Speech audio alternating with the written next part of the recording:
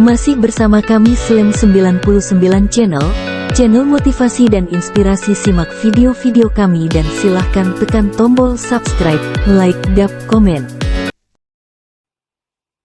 Walaupun sudah 3 tahun melewati masa pandemi, tapi nyatanya proses berkarir tetap berjalan.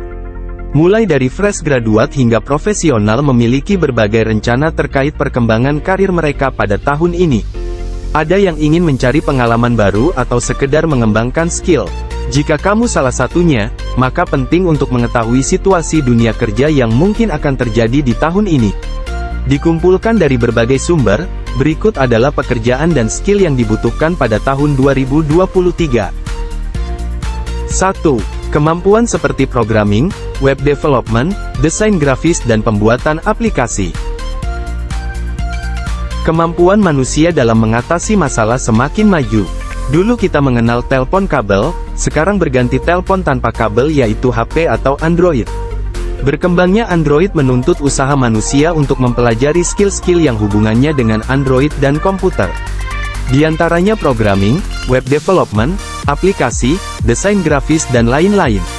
Anda tidak perlu khawatir jika memiliki skill-skill tersebut karena banyak dibutuhkan oleh orang lain. 2.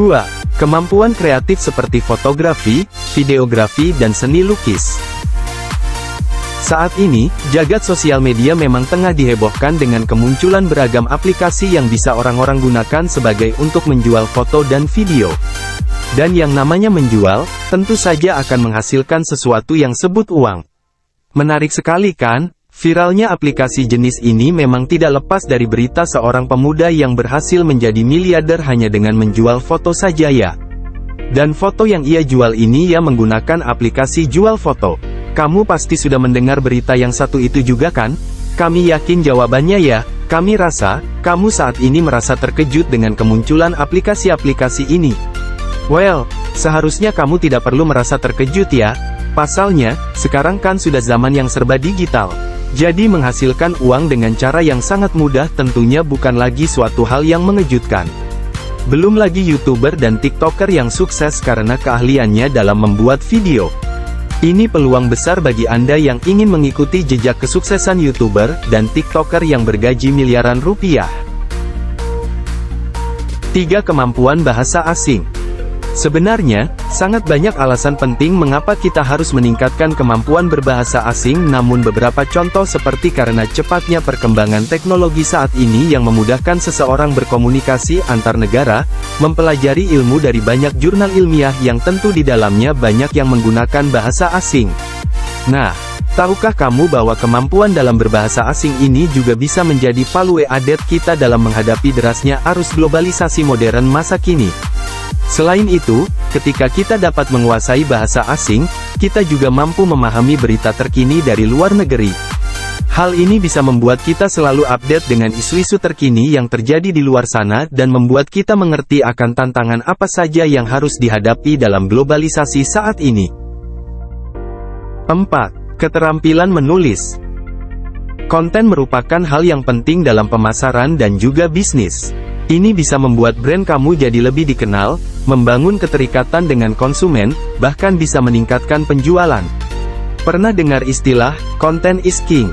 Istilah ini maksudnya, konten yang unik, berkualitas, dan menarik bisa berkontribusi signifikan dalam bisnis. Nggak heran kalau pekerjaan di bidang konten selalu dibutuhkan di setiap perusahaan. Salah satunya adalah content writer. Tapi, content writer itu apa sih? Apa tugasnya cuma nulis aja?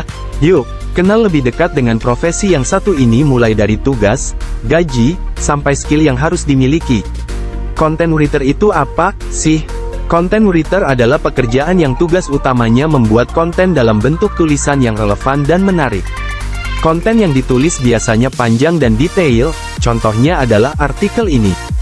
Tapi, content writer nggak hanya menulis untuk blog aja, loh.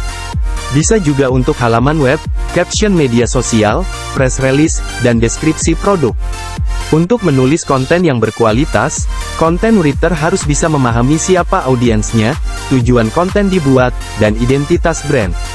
Content writer bisa menuliskan konten yang sifatnya edukatif, informatif, atau menghibur pembaca. 4. Keterampilan menulis. Dalam pemasaran, perusahaan membutuhkan strategi yang harus disesuaikan dengan target yang disasar. Sehingga seringkali pemasaran banyak melibatkan artis, olahragawan, figur publik, hingga selebgram. Contohnya dalam strategi pemasaran produk kosmetik, tentulah yang digunakan adalah artis wanita yang selama ini populer dengan aspek perawatan dan kecantikan. Pemasaran tak hanya soal aktivitas beriklan, namun juga mencakup berbagai aspek. Bahkan penentuan desain kemasan pun masuk dalam strategi pemasaran. Semakin menarik kemasan, semakin menarik pula calon konsumen untuk membelinya. 6. Keterampilan dalam bidang kecantikan. Suka dengan industri kecantikan dan tertarik menjadi seorang penata rias, makeup artist. Profesi ini layak untuk dipertimbangkan karena beberapa alasan. Kamu bisa nyaman bekerja di bidang yang disukai, belajar dan mengalami hal-hal baru, membangun bisnis sendiri, serta bisa bertemu dengan orang-orang baru, dan mungkin saja selebritas. Menarik, kan? Profesi ahli tata rias di masa kini sudah lebih mudah ketimbang saat 10 tahun yang lalu. Hal ini tentunya berkat kesadaran khalayak akan industri kecantikan dan banyaknya tutorial makeup di media sosial. Namun, bukan berarti karir ini bisa dianggap enteng. Untuk menjadi ahli tata rias, kamu harus menguasai kemampuan-kemampuan seperti berkomunikasi, tenang dalam tekanan, orisinal, kreatif dan lain-lain. 7. Kemampuan dalam bidang seni. Kemampuan dasar menjadi pertimbangan awal dalam memilih kecenderungan kita dalam suatu bidang, tak terkecuali kesenian. Yang nantinya kecenderungan itu akan berbuah kecintaan dalam melaksanakan suatu pekerjaan. Ketika suatu pekerjaan dilandasi dengan kecintaan, maka dalam mengerjakannya akan menikmati dan akan mendapatkan kepuasan, passion.